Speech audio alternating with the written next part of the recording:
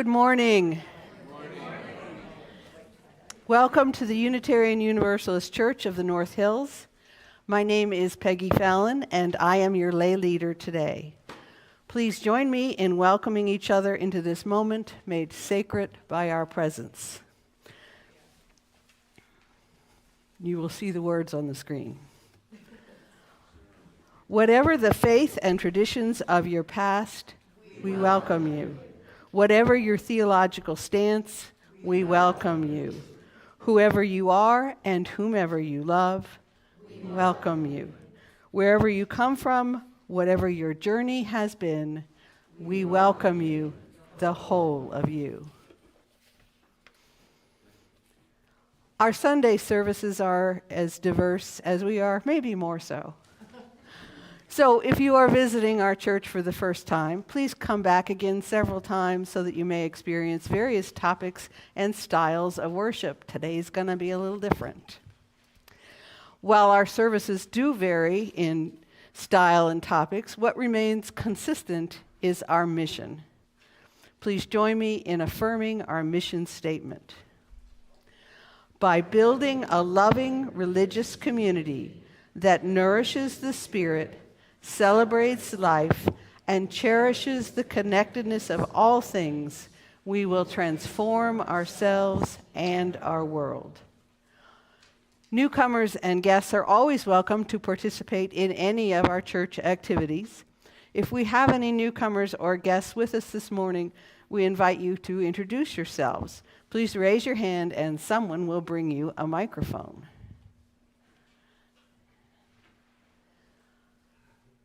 Well, we have a hand. Where's the hand?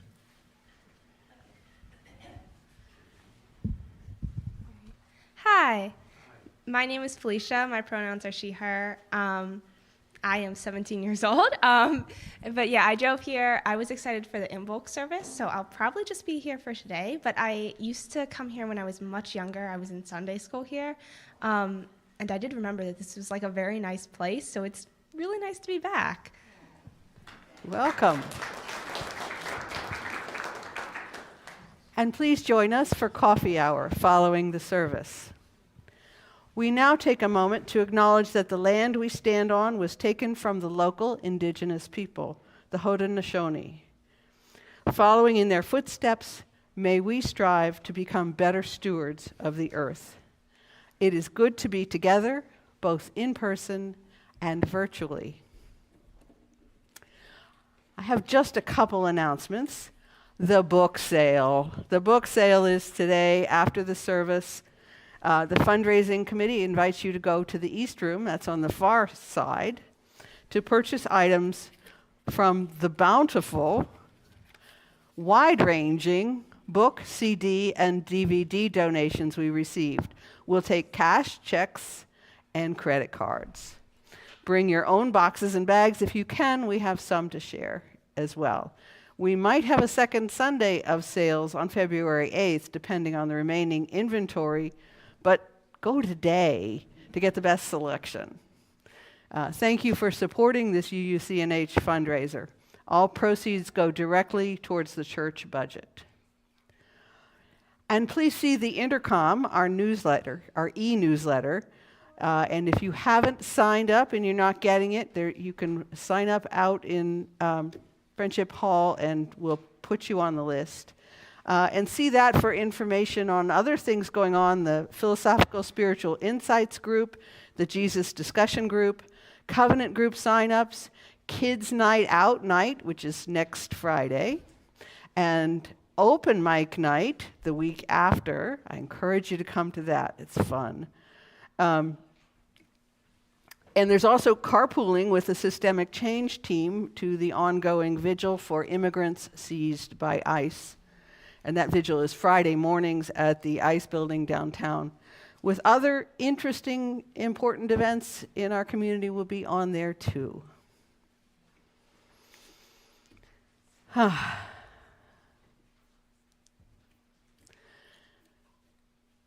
As I was thinking of the rituals that regularly come together here on Sunday mornings, and decide today to include an ancient ritual calling the quarters, which are the 4 cardinal directions, to join us here, as well as a discussion of another ancient ritual that involves consulting with a hibernating mammal regarding the coming of spring. I came across this passage from Robin Wall Kimmerer's Braiding Sweetgrass. Regarding her Potawatomi's father's ceremony on camping mornings with the first coffee, sharing the first pour from the coffee pot with the earth, saying, "Here's to the gods of Hawass." Quoting from her father, Kimmerer says, "It started as just a thought to clear the grounds from the spout of the unfiltered coffee pot, but it became something else, a kind of respect, a kind of thanks. On a beautiful summer morning, I suppose you could call it joy." From Kimmerer herself, that, I think, is the power of ceremony. It marries the mundane to the sacred. The water turns to wine, the coffee to a prayer. The material and the spiritual mingle like grounds mingled with humus. Humus, not hummus. That would not be good. Transformed like steam rising from a mug into the morning mist. What else can you offer the earth, which has everything? What else can you give but something of yourself? A homemade ceremony, a ceremony that makes a home. End quote. Now, let us join in worship.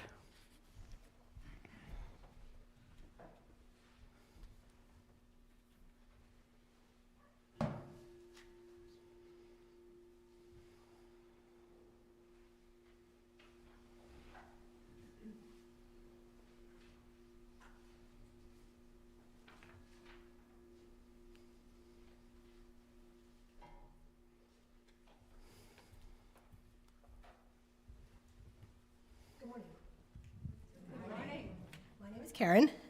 The flaming chalice is a symbol of our faith as we join with other UU churches and fellowships in this familiar ritual. As we share the light of this chalice in our sanctuary, we also welcome you, those viewing remotely, to also light a chalice. An old British rhyme tells us, "If Candlemas Day be fair and bright, winter will have another flight. If on Candlemas Day be shower and rain, winter is gone and will not come again."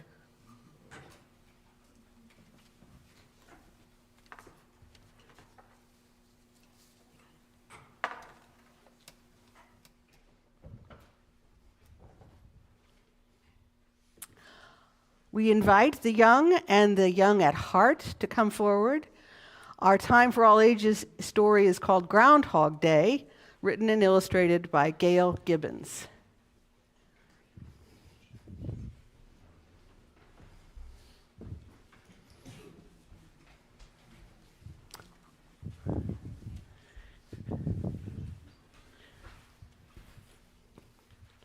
All right. You've probably seen some groundhogs, right? This is a really detailed book, so I'm going to skim some of it. But if you're really interested in the details, we can talk about it. Come see me after the service, and we'll talk about it. So, Groundhog Day, and there's the groundhog, is celebrated on February 2nd. Some people believe that on this day of the year, watching groundhogs can help predict when spring will come.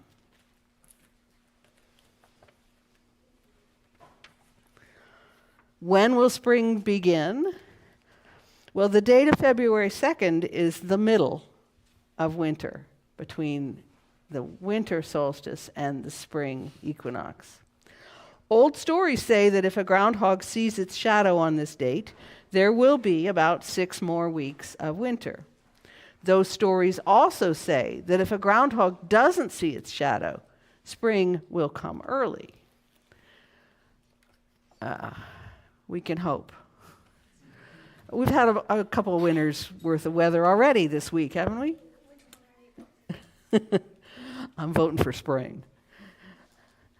Groundhog Day grew out of old customs and beliefs. Some ancient people celebrated a spring festival in early February. Many people cleaned their houses and the area where they lived, getting ready for a new beginning, the spring season. And then, about 1,500 years ago, people in Europe began lighting candles in early spring for a new religious celebration. This practice coincided with the older observances that celebrated the end of winter and the beginning of spring.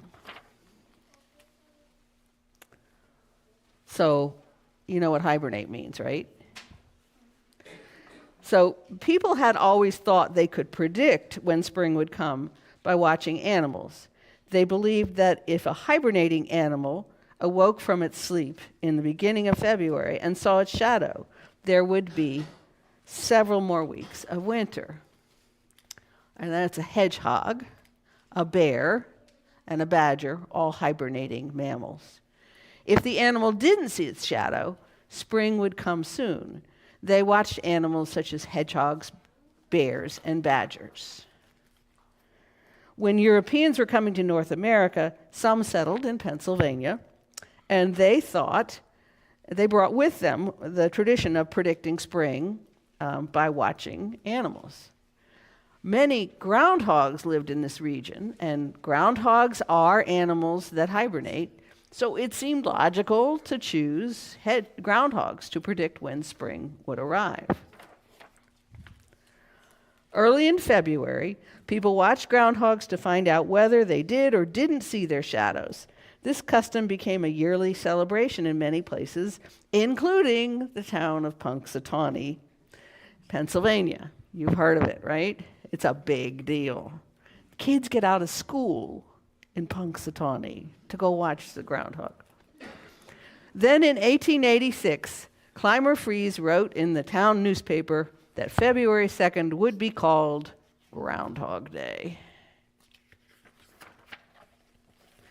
In Punxsutawney, the special groundhog is always called Punxsutawney Phil. There have been many Punxsutawney Phils. Every year on February 2nd, thousands of people show up at Gobbler's Knob just outside Punxsutawney to find out if Phil will see his shadow. High up on a stage, Phil is kept in a burrow under a fake tree stump. Town officials are also up on the stage, and at exactly 7:25, when the sun would be rising if there weren't clouds, Phil is taken out of his burrow. Everyone cheers. If Phil sees his shadow, winter will be longer. If he doesn't see his shadow, spring will come sooner. The officials make it look as if Phil whispers to one of them whether or not he's seen his shadow. It's all pretend. It's pretty silly. Sometimes Phil is right. Other times he is wrong. Lots of people think Groundhog Day is fun anyway. A groundhog is also called a woodchuck, by the way. A groundhog, have you heard that rhyme? How much? She's heard it. How much wood? We should have planned that as a responsive reading. So a groundhog, or woodchuck, is a furry rodent. It's a mammal that can weigh between 5 and 10 pounds, usually grows to about 20 inches long, short tail and short legs. Some people think a groundhog is cute when it waddles. And they also stand up. You've seen them do that. They stand up on the side of the road with those little feet, and you almost think they could be wearing a top hat. It's funny. Like other rodents, such as mice, squirrels, and beavers, and I learned that a groundhog is actually a squirrel. It's a member of the squirrel family. It's the biggest. It doesn't seem right. It was on the internet. It must be true.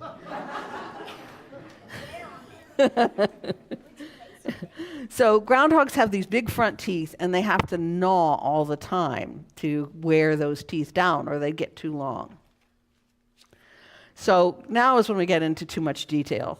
But this, and it's probably hard to see that, but where groundhogs live is in the eastern United States and Canada, and up in north into Canada. So they live pretty far north. They live alone in burrows that they carve themselves. And this is a picture of a groundhog's burrow, and we're not going to look at all of it, but there are always two holes, so that if something like a fox is watching one hole, they can go escape out the other hole. They can't get trapped. So they got different things. Well, foxes are pretty smart. It could happen. And when they're outside their burrows, they can sit up straight with their front paws, and they can eat and watch for any sign of danger. And when danger is near, groundhogs make a sharp, high-pitched whistle to warn other groundhogs, which is why they call them whistle pigs. Sometimes some of their natural enemies are wolves, foxes, and birds of prey, such as hawks. Hard to imagine a hawk big enough to take a groundhog, but they say it could happen. During the summer, groundhogs eat as much as they can to increase their body fat. In the fall, they go into their burrows to hibernate, and so that fat keeps them going. And their body temperature drops, and they just chill. So they don't need to eat anymore.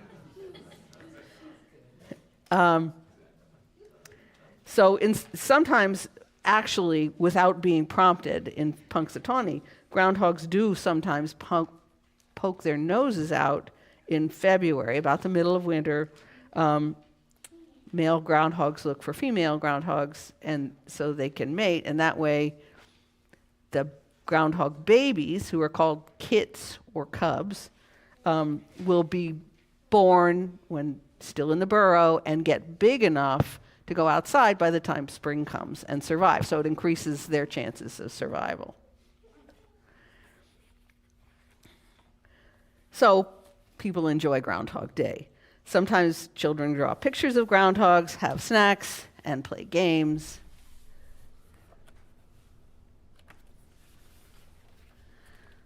And people read stories to children about Groundhog Day. Punxsutawney Phil is the big star, and people wait to find out whether or not Phil will see his shadow, but that's just in Punxsutawney. The weather's different everywhere. But there are other famous groundhogs, and I thought this was pretty funny. There's one called Shubenacadie, that's in Nova Scotia, so that sounds like maybe it's a native name. Staten Island Chuck, he's in New York City. Unadilla Bill in Nebraska. Then there's one in Los Angeles called Chuck Wood. There's one in Atlanta called General Lee. I'm not sure I'm fond of that. But my favorite one in Raleigh, North Carolina is Sir Walter Wally. Some people think that groundhogs are pests because they eat their vegetables. It's true. I've had that happen. Other people think groundhogs are good at tilling the soil because they loosen it up when they dig their burrows. Even though groundhogs are not native to every region, people all over the United States and Canada celebrate Groundhog Day. I believe they only eat plants. Yeah. They like nuts, like squirrels. I don't actually know that. That's a good question. And it doesn't say here. But there is more information here about groundhogs that we can look at if you want to come back after the service, and we'll look at it. Well, it's a nut, I think, an acorn. An acorn's a nut, right? They're nodding. They agree. So, all children present this morning are welcome to attend religious exploration classes, whether or not you've registered. And parents, you may walk your children to their classes and stay with them if you want. We are a welcoming and inclusive community. So, let us sing the children out as they depart for their classroom. Go Now in Peace, hymn 413 in the gray hymnals. The words will also be on the screen.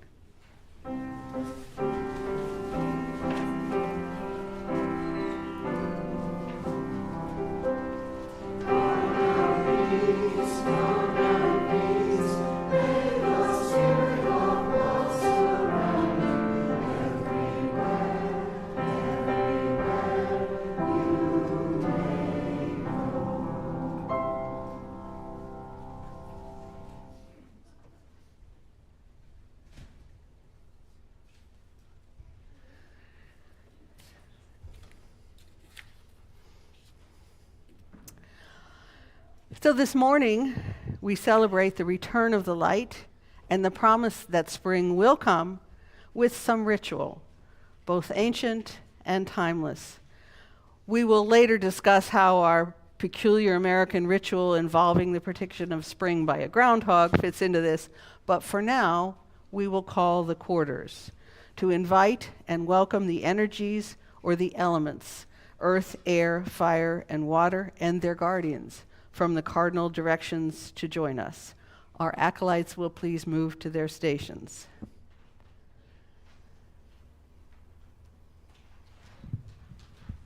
There's a green button on the bottom.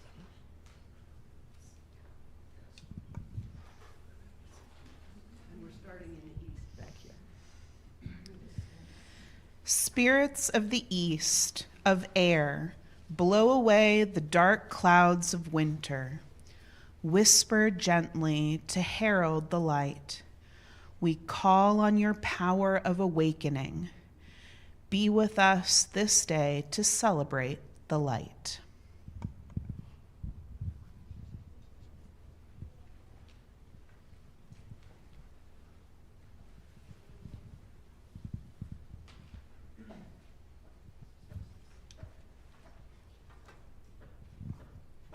Spirits of the south, of fire, we thank you. Rid the world of winter's icy grip. We call on your power to hasten the spring. Be with us this day to celebrate the light.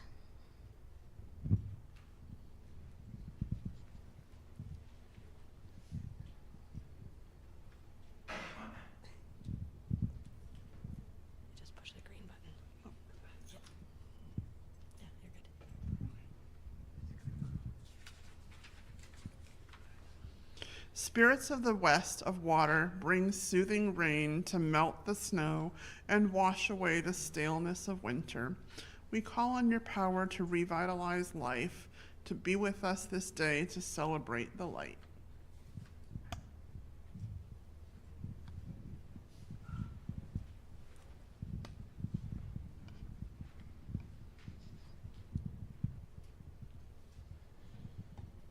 Spirits of the north, of earth. Beneath the lingering snow, life stirs in your bosom, awaiting the warmth of spring. We call on your power of quickening. Be with us this day to celebrate the light.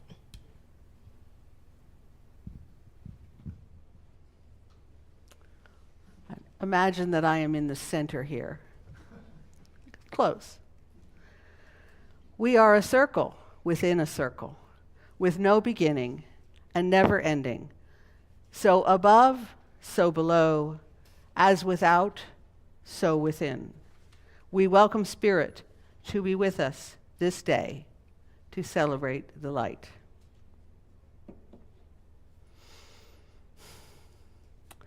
Please rise in body or in spirit as you are willing and able, and join in singing our opening hymn, number 6, Just as Long as I Have Breath, in the gray hymnal. The words will appear on the screens.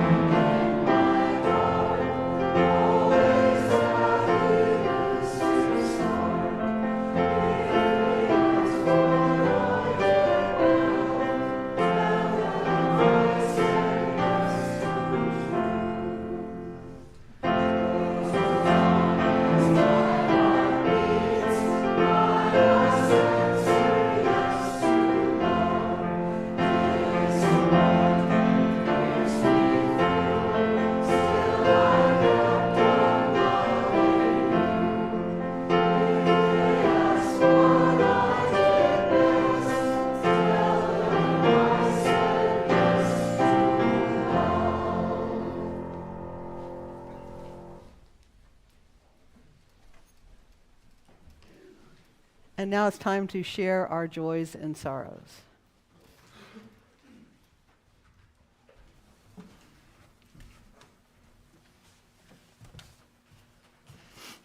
Good morning. I'm Ruth Horwitz from the Lay Pastoral Care Team. During our service, we create this sacred space for sharing within our community. It is a time to share significant life passages with the congregation so that you can be held in loving care. We did not have any submitted joys and sorrows this morning, so Inga Burton-Smith will place one stone in the sand for all the joys and sorrows that exist in our hearts but remain unspoken today. The sand represents our congregation, supporting the sorrows and lifting up the joys. From far and near, please say with me our caring words. Let us hold in our circle of caring each person here. Let us hold in our hearts those who are unable to be with us today. Let us hold in our memories those who have moved on. Let us find comfort in knowing that we are not alone.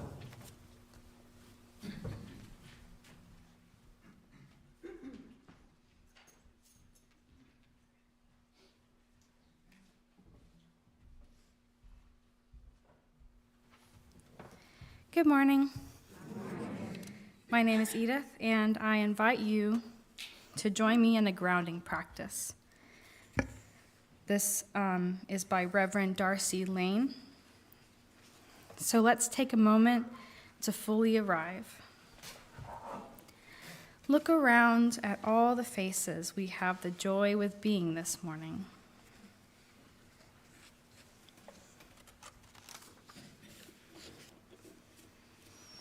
Also, notice the place where your body is this morning, what you see, what you hear.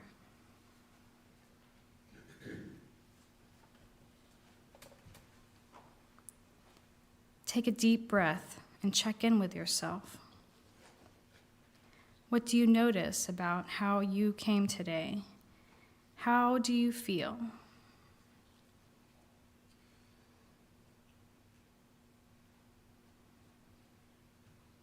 Excited, happy, tired, worried, grief, maybe many things at once.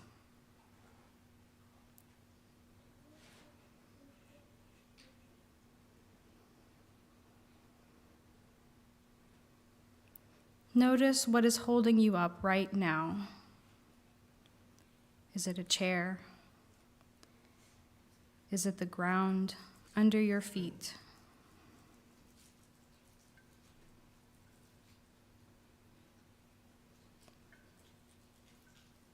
Maybe take a moment and look at it now with your eyes. We don't often look at our feet, at the floor.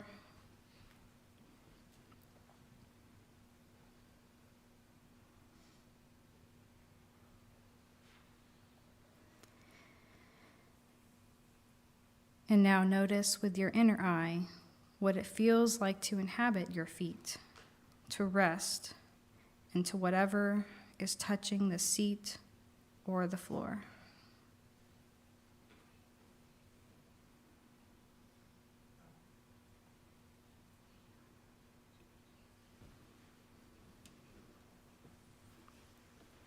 Sometimes I like to imagine I'm a tree, and I can feel my roots going down through my legs, through my feet and my toes, deep into the ground.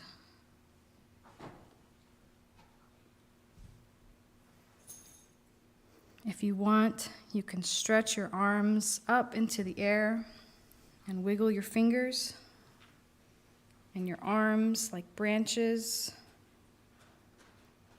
in the wind. And feel connected all the way up from the earth. Beneath your feet, beneath your seat, all of you, from feet to fingers, supported and held by the earth beneath you.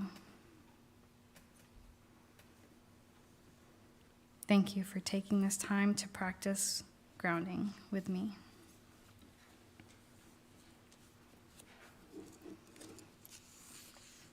We have a reading this morning by Mayfair Lightwind. It's lightly edited, called Renewal. Each year, we celebrate February 2nd around the world. We call it Candlemas, Imbolc, St. Bridget's Day, and yes, of course, Groundhogs Day. Why do we celebrate on February 2nd? It is the day on which we recognize and honor the awakening of the maiden aspect of the goddess. Some pagans celebrate the holiday as Bridget, who is a Celtic goddess of poetry, healing, fire, and smithcraft. In years past, the people of the British Isles would build a fire in their hearth, light torches and candles, and celebrate Bridget. What were they celebrating? At winter solstice, the maiden aspect of the goddess gives birth to the new sun and sleeps until Bridget returns, bringing spring and renewal for the earth with her.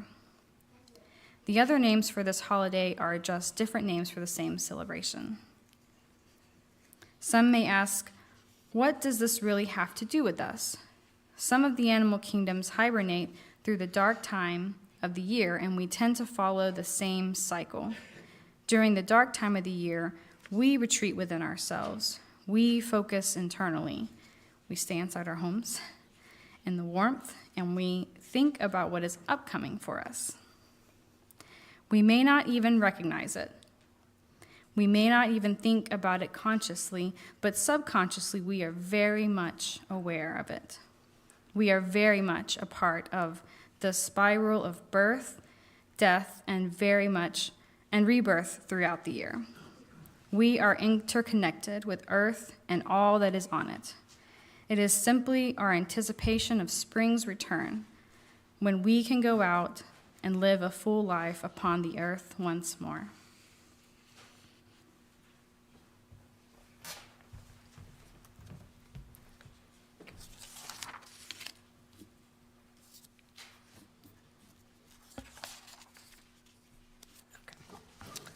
The term, or the word Imbolc, means use milk or in a belly. This refers to the pregnancy of the earth mother with life as yet unseen. Just as a pregnant person in the early months of pregnancy does not display the new life within for all to see, so does the apparently barren earth nurture life within her soil, under the snow, awaiting the right time to bring forth new life. Seeds, which will soon be pushing their way up through the soil as plants, when the snow melts, are stirring in Mother Earth. As the days grow longer, flowers and plants will begin to emerge, as the days do, in fact, grow longer. In many places, the crocus flower is the first one to pop up through the snow in this harsh season. Buds begin to emerge on trees and bushes, and birds start to return to the trees. Lights can be turned on in each room of the house, even for just a moment, or candles can be lit and placed in each room to honor the rebirth of the sun. Imbolc also symbolizes purity, growth, and renewal, and dispensing of the old ways and making way for the new. Unable to do away with the worship of the great god Bridget, the goddess of healing, poetry, smithcraft, and making, Christianity absorbed her, as they've done with others, into their pantheons of saints as Saint Bridget. Saint Bridget is also credited as being the foster mother of Jesus Christ. She is invoked in the blessings of sacramental candles for the church, which harks back to making of candles during the time of Imbolc celebrations. And also as the goddess of crossroads, Bridget will help guide your path, and she is said to be able to see where someone has come from, as well as where each road might take them. Imbolc is a time to discern and perhaps choose your path for the year ahead. It's also a time for self-reflection and rest. This time of year, for many of us, is for many of us, is kind of the worst part of winter. This is usually when it's the coldest and not easy to get around, especially when it's 9 degrees out there. Staying home and indoors is how this time of year is spent for many of us. Now is a time to recharge your batteries, a time to plan and prepare for the warm days ahead, which are coming. Imbolc is a time to get rid of the old and bring in the new. I've mentioned the goddess Brigid, who is part of the Celtic pantheon. Some pagans work with different pantheons. There's Celtic, Greek, Roman, Egyptian, Norse, Native American, and many others, including personal pantheons. I once came across a reading about an American pantheon. I think I have the link somewhere still. Some pagans might work with masculine and feminine energy, or a combination of both, or neither. Deities can even be non-binary or gender fluid, and some pagans simply call the deities the god and the goddess. Whatever feels the most comfortable for you, should you feel called to honor earth and celestial spirits. There's no right or wrong. It's whatever you are drawn to think of as deities or not. In my own personal practice, I refer to a generic god and goddess, and anyone can imagine their own in this space. We now invite the choir to come forward to sing an anthem that reflects the resilience and determination that we call forth to help us through the change from the bitter winter to hopeful spring.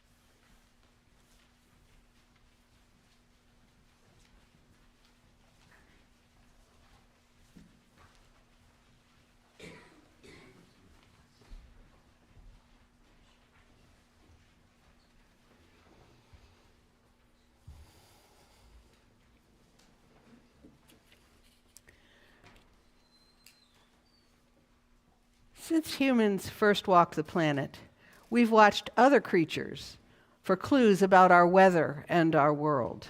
Whether it's bears, badgers, or groundhogs, for people who live close to the earth, it makes sense that a hibernating creature who needs to know when they'll be able to emerge safely to survive and to help their offspring survive would have strong senses of when spring may come.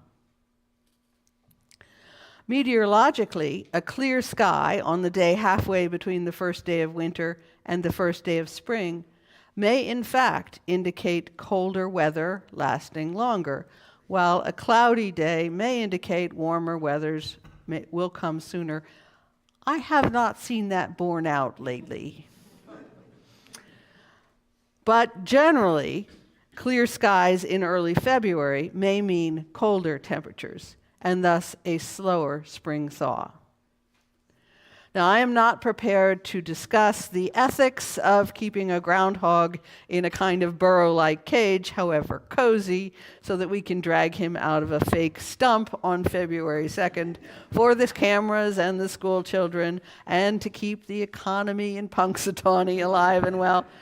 But it is worth noting that this is, in fact, a ritual, and a powerful ancient one that harkens back to prehistory.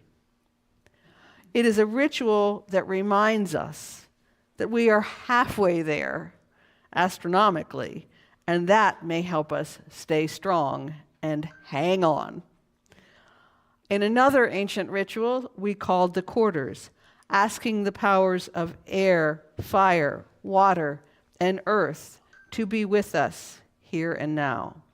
We cast our ritual circle, enhancing the power of our sacred sanctuary, already sanctified by our love. From Karen Franco, we heard some of the background of Imbolc, the pagan ceremonies marking the midpoint between the winter solstice and the spring equinox.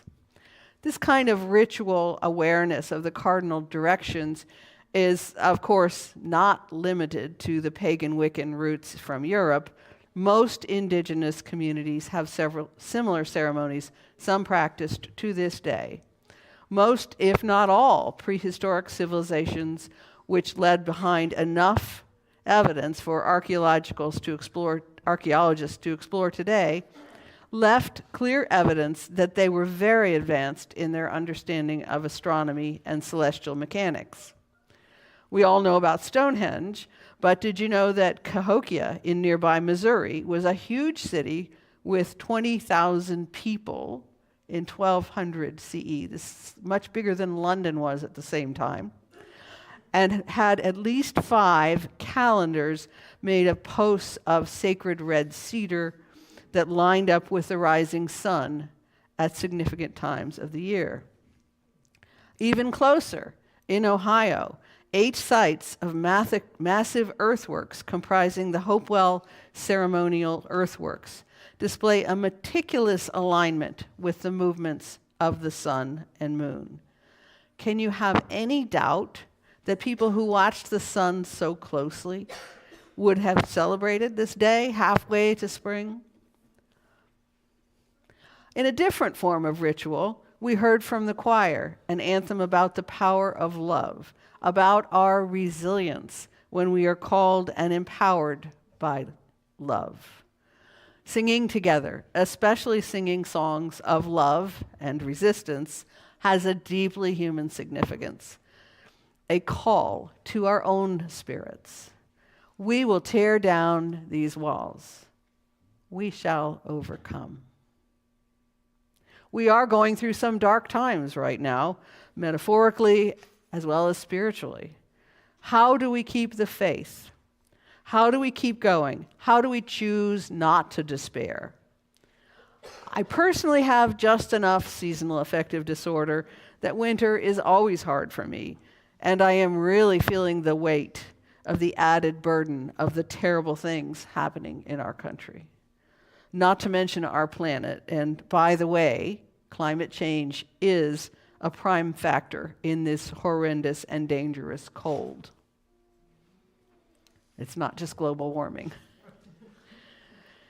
The farther removed we have become from daily contact with the earth and the weather cycles, the more we need rituals, perhaps, to remind us of the earth's rhythms, to remind us that better days will come.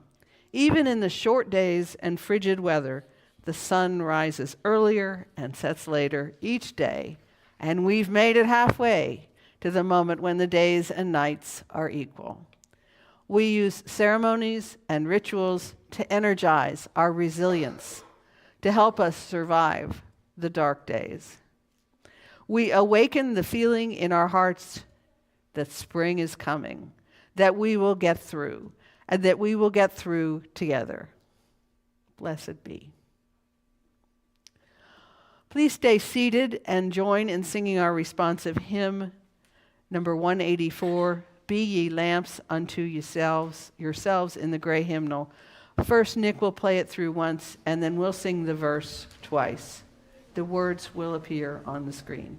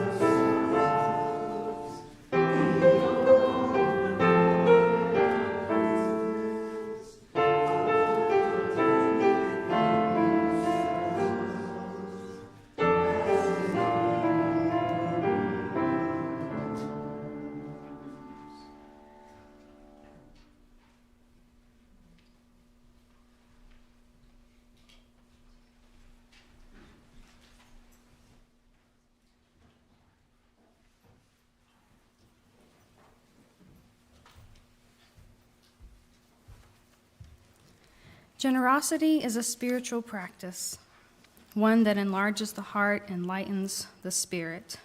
For no matter how much or how little we have, in the sharing of it, both the one who gives and the one who receives are blessed. As an independent Unitarian Universalist congregation, we depend on your financial support to pay our staff, to maintain our beautiful campus, and to offer meaningful worship services and religious exploration programs. Instructions for online contributions will be on the screens. Our Share the Plate recipient for February will be Hearth. The mission of Hearth is to provide a range of supportive services and housing that empower homeless families who are survivors of domestic violence or other trauma to become independent, self-sufficient, and adequately housed. Besides housing, Hearth offers childcare, food and clothing pantries, and counseling and case management services. If you are visiting us for the first time, please feel free to let the basket pass. Your presence with us today is your gift. The morning offering will now be given and gratefully received.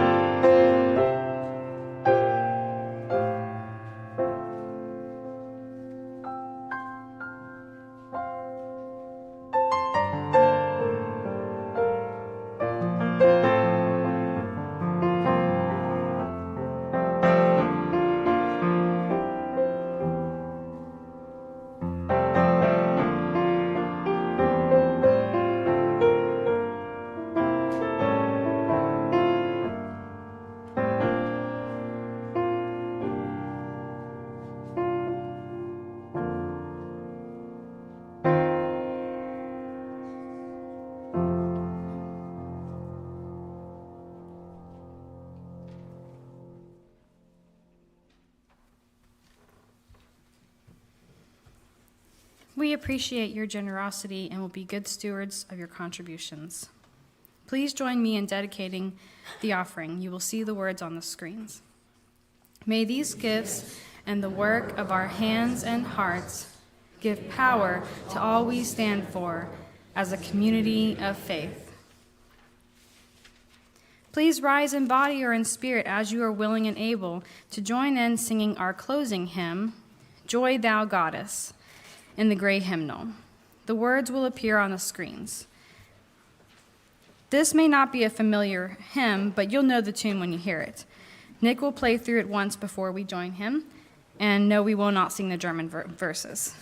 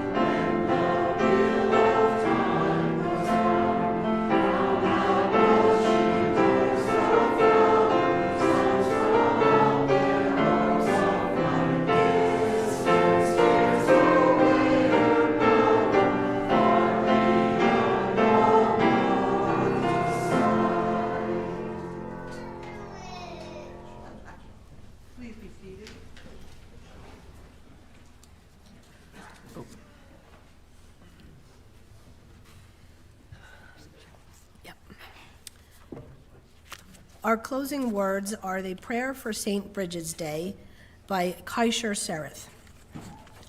Bridget, Our Lady, Queen of the Hearth, Goddess who guards our heart of the home, threefold flame who shines in the center, we honor and praise you. We offer you our words of worship. Queen of poets, may our lives be creative. Queen of smiths, may our lives be useful. Queen of healers, may our lives be healthy.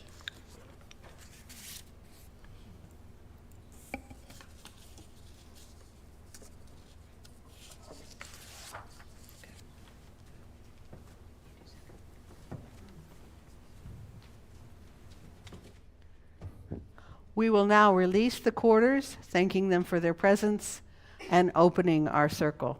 If our acolytes could please attend their stations. As center. As within, so without. As below, so above. The circle is open, but never broken. Hail and farewell, Spirit.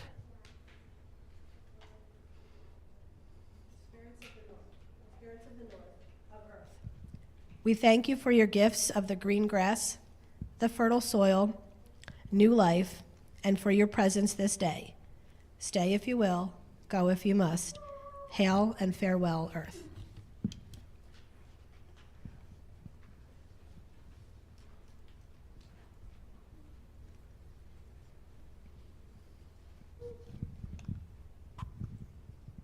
Spirits of the west, of water, we thank you for your gift of the rains that make all possible, the oceans that calls to us, and for your presence this day. Stay if you will, go if you must.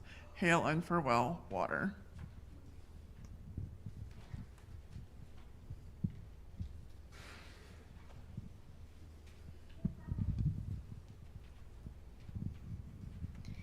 Spirits of the south, of fire, we thank you for your gifts of the longer days, the return of the light, and for your presence today. Stay if you will, go if you must. Hail and farewell, fire.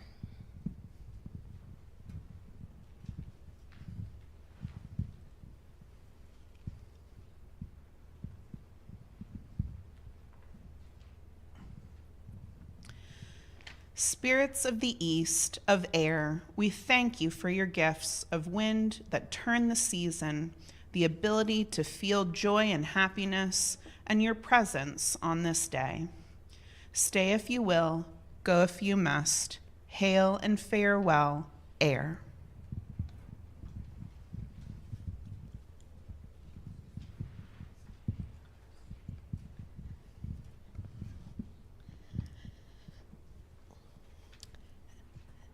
May the peace of the goddess be forever in our hearts. The circle is open, yet unbroken. Merry meet, merry part, and merry meet again. Blessed be.